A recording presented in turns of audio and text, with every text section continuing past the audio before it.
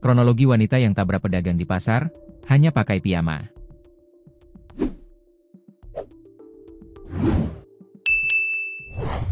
Kronologi wanita yang tabrak pedagang di Pasar Kaget, Kota Binjai, Sumatera Utara, karena menabrak sejumlah pedagang.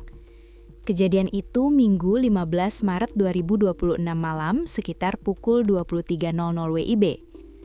Mobil Honda Brio warna putih BK 1796 RAA dengan kecepatan tinggi menabrak sedikitnya 4 warung milik pedagang. Akibatnya, korban diduga lebih dari 3 orang yang mengalami luka-luka. Korban sudah dilarikan ke Rumah Sakit Umum Daerah Jolham untuk mendapat perawatan medis.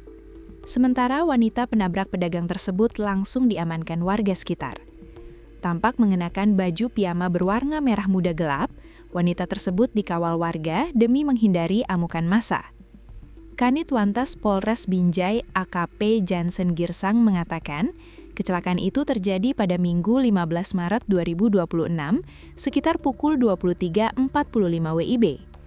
Wanita itu inisial M, 24. Dia datang dari Simpang Tugu menuju ke kota, tepatnya di Pasar Kaget.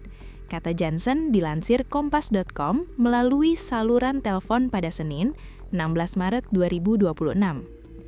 Dia menuturkan, M mengendarai dengan kecepatan tinggi, hal itu ditandai dengan airbag mobil yang dikemudikan meledak. Informasi dari lapangan, dia ngebut.